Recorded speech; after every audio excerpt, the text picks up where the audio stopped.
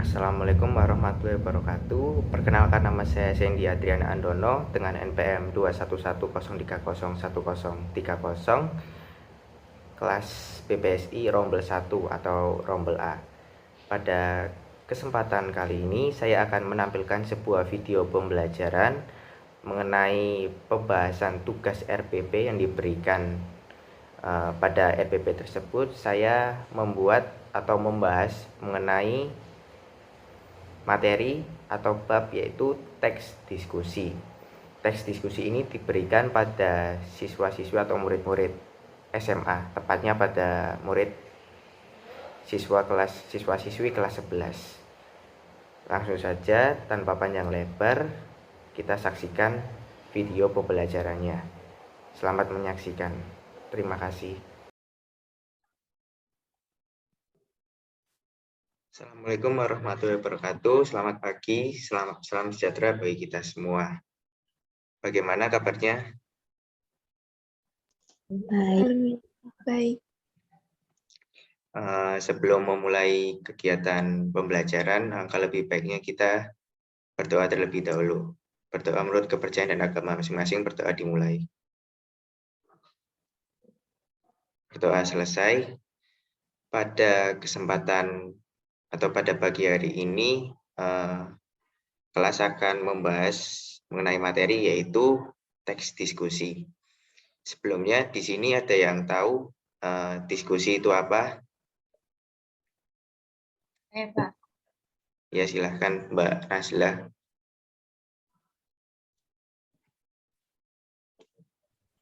Menurut saya, itu adalah interaksi komunikasi yang terjadi untuk merundingkan atau bertukar pikiran guna menghasilkan pemahaman terhadap suatu masalah atau topik. Ya, luar biasa, tepat sekali. Sebentar, saya share screen dulu.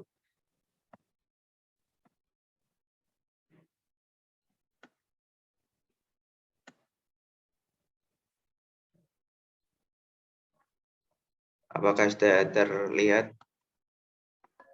Sudah, Pak. Oke.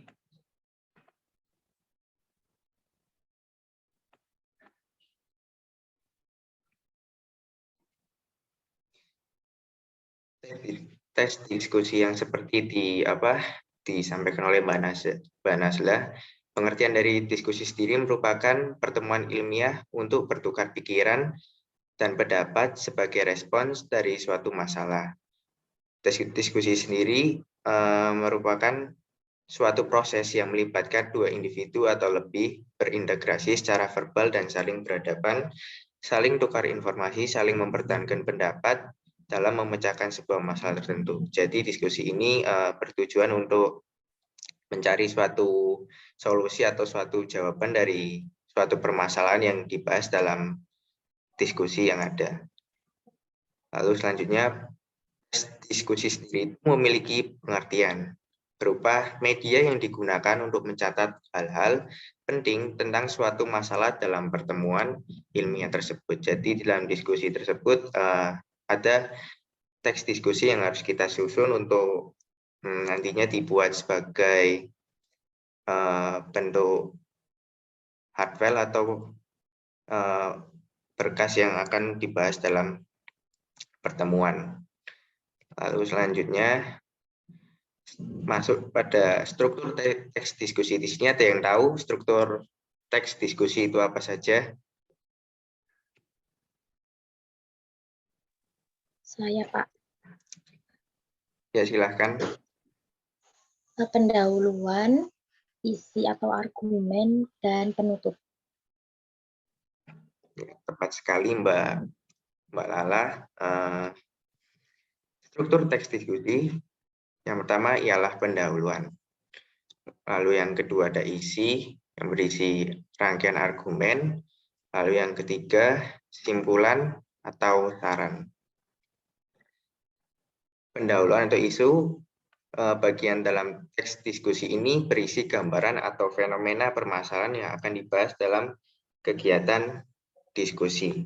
Jadi sebelum kita menentukan sebuah fenomena atau permasalahan, kita akan membahas mengenai, dalam diskusi tersebut akan membahas mengenai fenomena atau permasalahan atau isu yang akan dibahas. Beberapa poin yang harus kalian perhatikan pada bagian pendahuluan atau isu ini. Satu, suatu pernyataan untuk membatasi topik yang dibahas.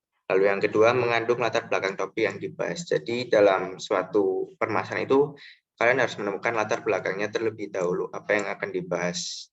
Lalu yang ketiga, menyoroti sudut pandang berbeda yang akan dibahas. Nah, ini akan masuk pada struktur selanjutnya, yaitu argumen, rangkaian argumen atau isi.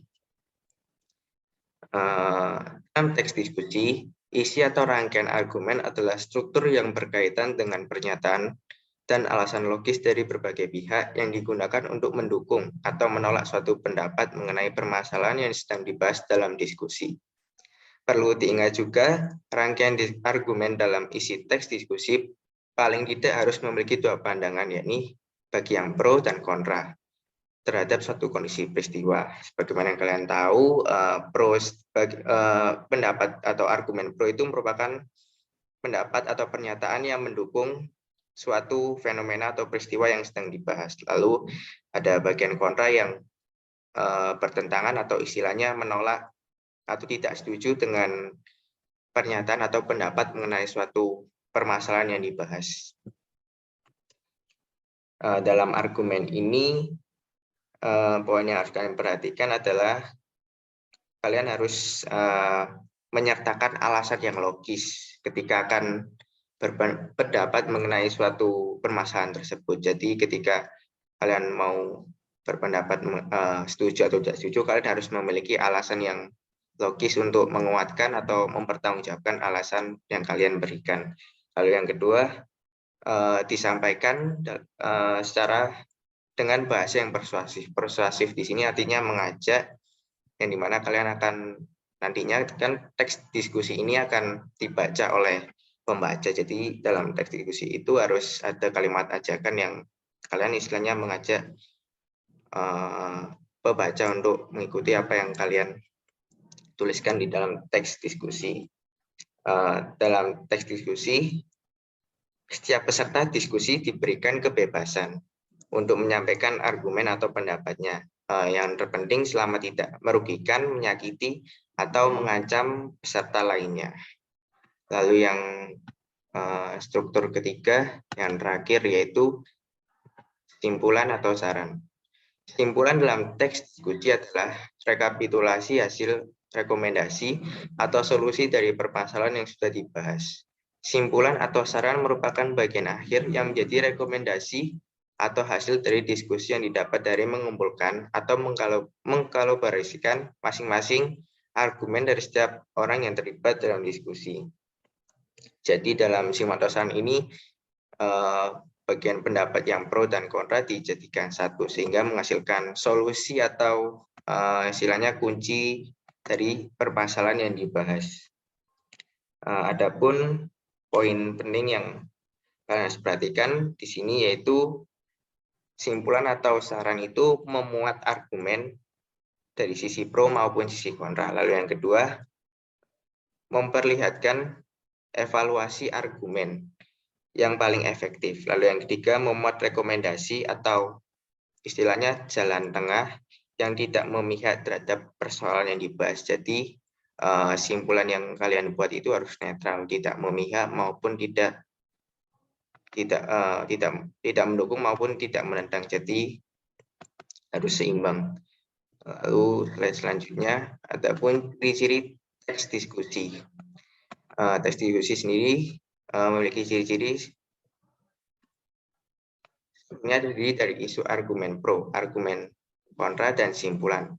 Lalu memuat informasi yang bersifat informatif, argumentif. Lalu ciri kebahasan menggunakan kata hubung berlawanan. Di sini kata hubung berlawanan seperti tetapi, sedangkan, dan sebagainya.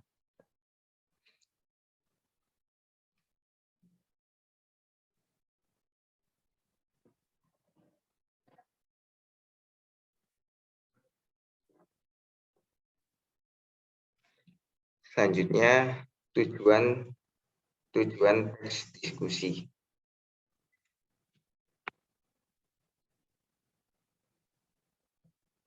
Di sini ada yang tahu tujuan teks diskusi itu apa?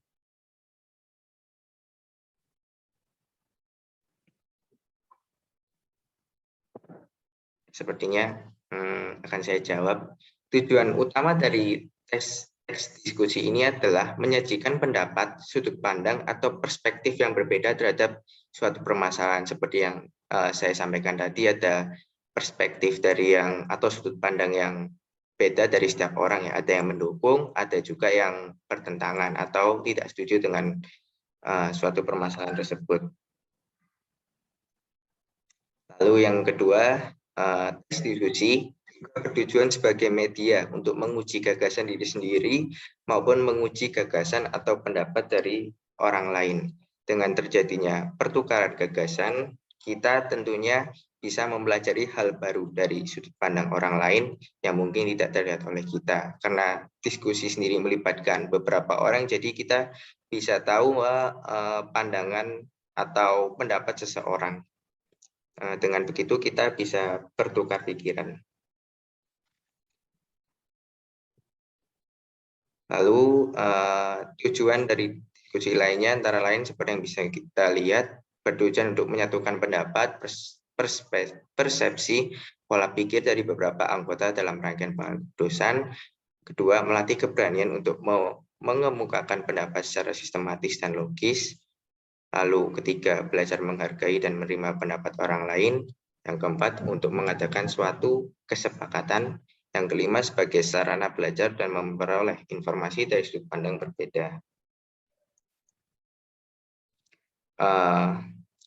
Selanjutnya tujuan diskusi. Setelah tujuan diskusi akan masuk pada slide manfaat. Di sini ada yang tahu manfaat dari diskusi sendiri itu apa? Ya, Pak. Ya, silakan. Menurut saya manfaat diskusi ya untuk belajar dalam mengungkapkan pendapat. Oke, baik. Sebelumnya apakah Mbak Nas, pasti tentunya di sini sudah pernah, peserta di sini sudah pernah melakukan kegiatan diskusi. Nah, diskusi seperti apa yang kalian bahas itu memiliki fungsi ya. Yang pertama, melatih jiwa untuk bermusyawarah dalam menyelesaikan berbagai permasalahan. Lalu yang kedua, mencari solusi bersama dalam suatu permasalahan. Lalu yang ketiga, meningkatkan rasa kekeluargaan. Keempat, menumbuhkan sikap saling menghargai pendapat orang lain. Lalu yang kelima, melatih kepercayaan diri seseorang. Lalu seperti yang Mbak Nasla katakan tadi, manfaat diskusi. Belajar dalam mengemukakan pendapat, lalu belajar berinteraksi lewat komunikasi yang baik. Lalu yang ketiga, dapat saling bertukar ilmu dan pikiran. Yang keempat, dapat menahan rasa ego yang ada dalam diri. Lalu yang kelima, belajar untuk memahami karakter orang lain. Adapun ciri-ciri dari teks diskusi sendiri, yang antara lain,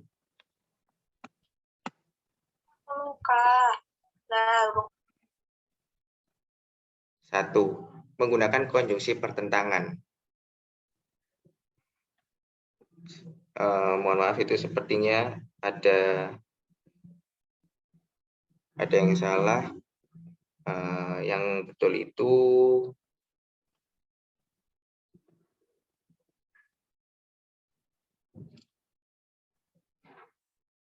konjungsi pertentangan dan perlawanan. Konjungsi ini kan update jam 3 yo, bagus aja ini kan jam 3. Mohon maaf Mbak Nasla,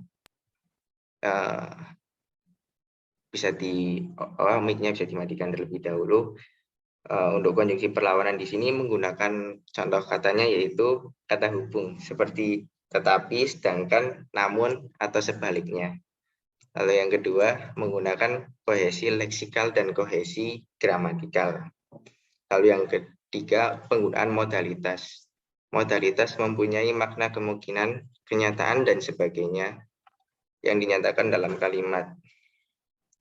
Lalu yang keempat, menggunakan kalimat traktual. Kalimat traktual di sini itu maksudnya kalimat yang berdasarkan pengamatan kalian ya, yang benar-benar terjadi ketika Anda mengamati sebuah isu atau permasalahan yang dibahas.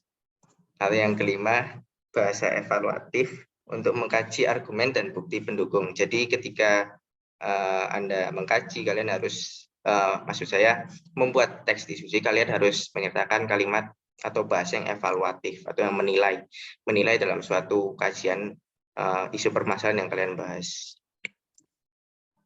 Lalu unsur-unsur dalam diskusi. Unsur dalam diskusi sendiri terdapat 4 ya. Yang pertama moderator atau yang memandu jalannya diskusi.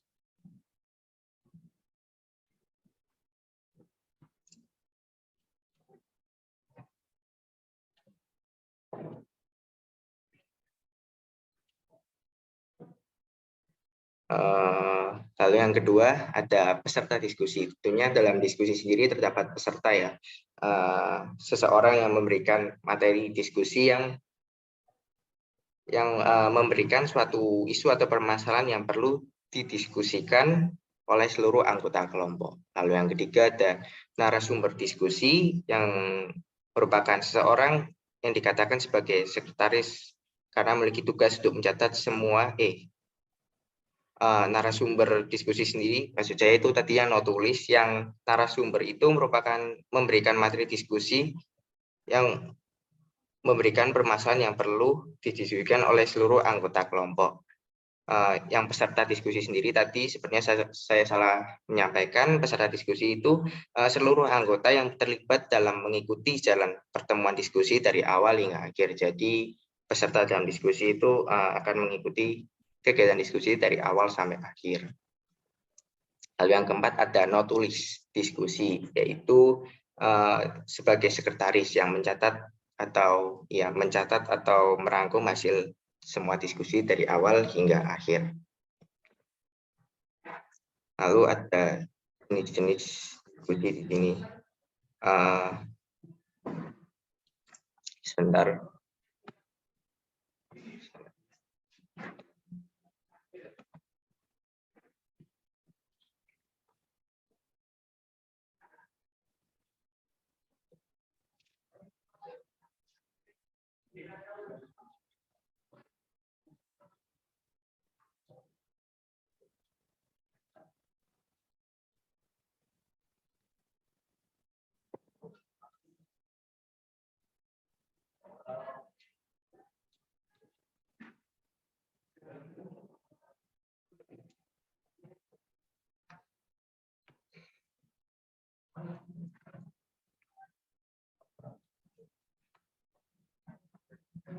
Di sini ada yang tahu contoh atau jenis diskusi? Saya, Pak. Ya, silahkan Mbak Nasla. Seminar, Maaf, Pak, itu Mbak Devina. Kenapa? Mbak Devina, Pak. Oh iya, Mbak Devina, silahkan. Seminar, Pak. Oh iya, benar sekali. Seminar merupakan salah satu contoh diskusi yang mungkin sering kita lihat atau mungkin salah satu dari kalian pernah mengikuti kegiatan seminar ya, dan di dalamnya membahas suatu mungkin pembelajaran atau permasalahan mengenai topik-topik atau tema tertentu ya, yang dibahas oleh yang mengisi seminar itu sendiri. Biasanya orang yang mengisi seminar itu orang-orang yang ahli dalam bidangnya.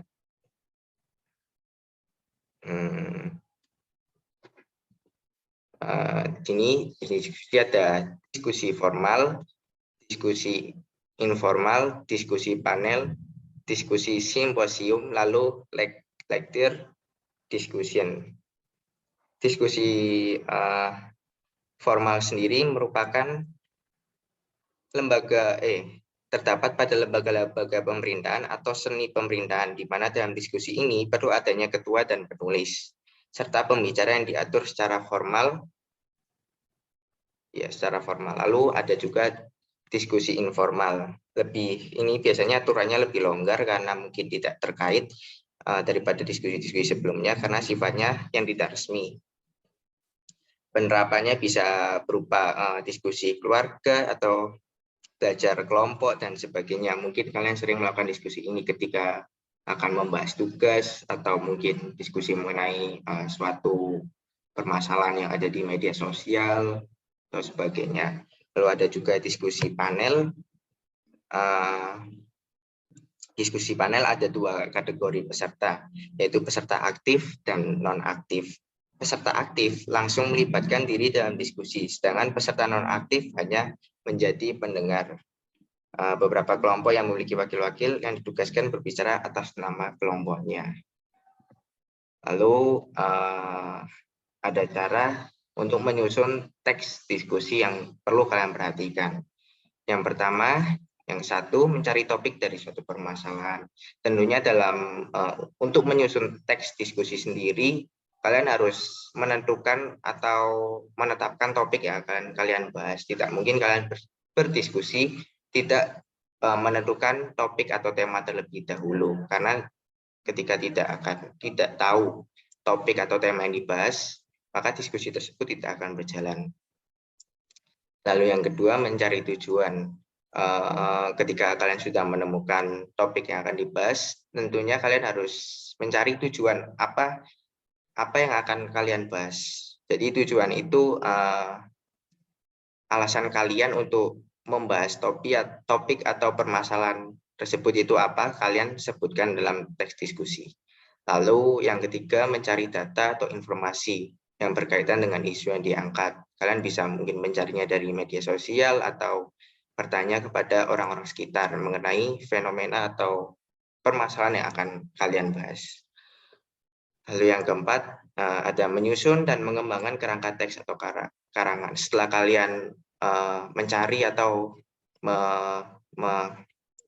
mencari atau mengumpulkan informasi, kalian diharapkan bisa menyusun atau mengembangkan jawaban-jawaban dari jawaban yang kalian temukan di media sosial atau tadi bertanya pada orang sekitar, kalian susun menjadi sebuah kalimat yang akan menjadi sebuah teks nantinya. Lalu yang kelima, mencari solusi dari permasalahan. Ini merupakan bagian dari struktur teks diskusi, yaitu simpulan atau solusi. Jadi kalian mencari solusi dalam permasalahan yang kalian bahas, tidak memihak dalam pihak pro ataupun dalam pihak kontra. Hal yang keenam, menyunting atau merevisi teks diskusi.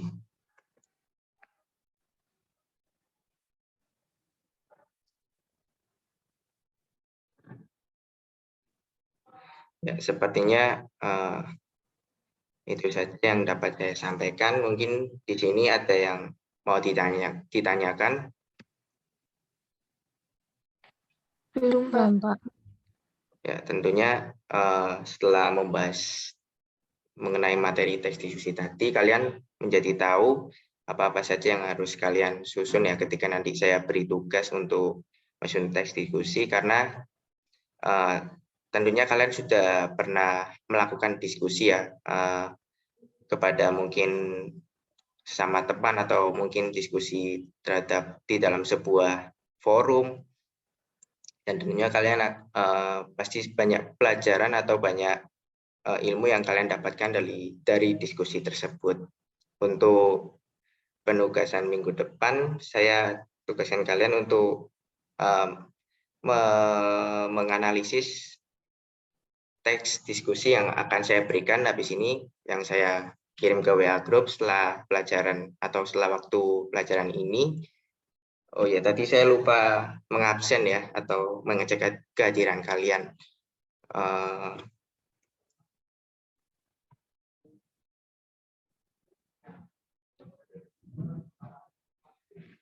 Yang pertama, Devina Friska Nurisa. Hadir, Pak. Laila Nursofa. Hadir, Pak. Mbak Nazla Ardin. Hadir, Pak. Ya, sepertinya hadir semua. Mungkin salah satu teman kalian Tugino sepertinya tidak hadir ya, karena mungkin ada alasan tertentu. Jadi ya, sekian pembahasan atau pembelajaran pada pagi hari ini. Terima kasih atas partisipasinya. Mohon maaf bila ada kesalahan atau mungkin ada materi yang kurang jelas yang saya sampaikan. Terima kasih. Billahi taufiq wa hidayah. Wassalamualaikum warahmatullahi wabarakatuh. Waalaikumsalam warahmatullahi wabarakatuh. Terima kasih Mas Andi. Ya, sama-sama.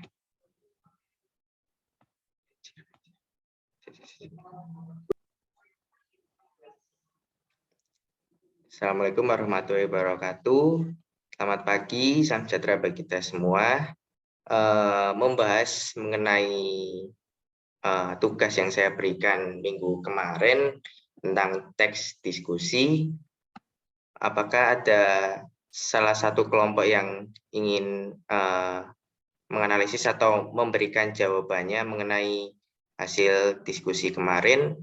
Tapi sebelum itu saya share screen dulu teks diskusi yang saya berikan kemarin ya.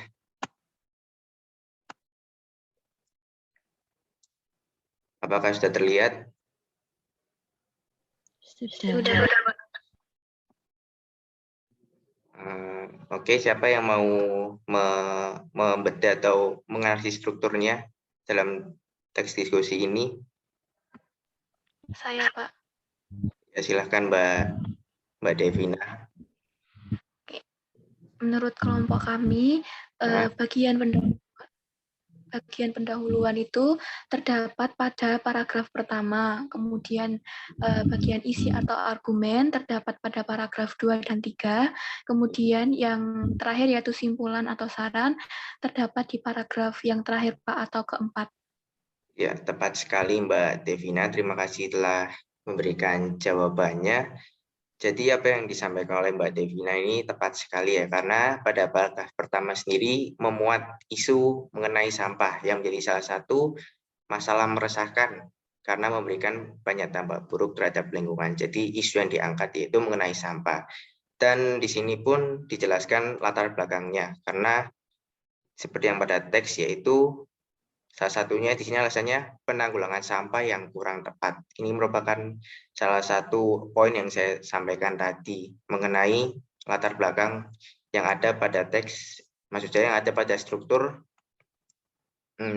permasalahan atau isu dalam teks diskusi. Lalu paragraf kedua dan ketiga benar sekali di sini memuat pendapat atau pernyataan. Ada yang paragraf kedua seperti paragraf yang kedua ini memuat argumen itu argumen benar ya, yang paragraf kedua dan paragraf ketiga ini memuat argumen, baik argumen yang mendukung ataupun kontra terhadap permasalahan mengenai isu sampah.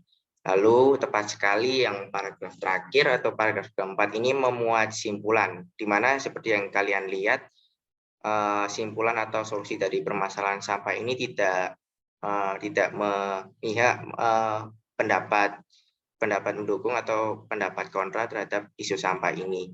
Bisa dilihat simpulannya sampah bisa diolah dan dimanfaatkan kembali.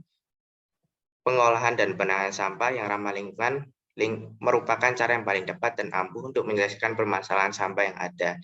Jadi di sini dalam teks disebutkan solusi atau istilahnya jalan alternatif atau kunci dari permasalahan sampah tersebut sendiri. Terima kasih Mbak Devina atas jawabannya. Dan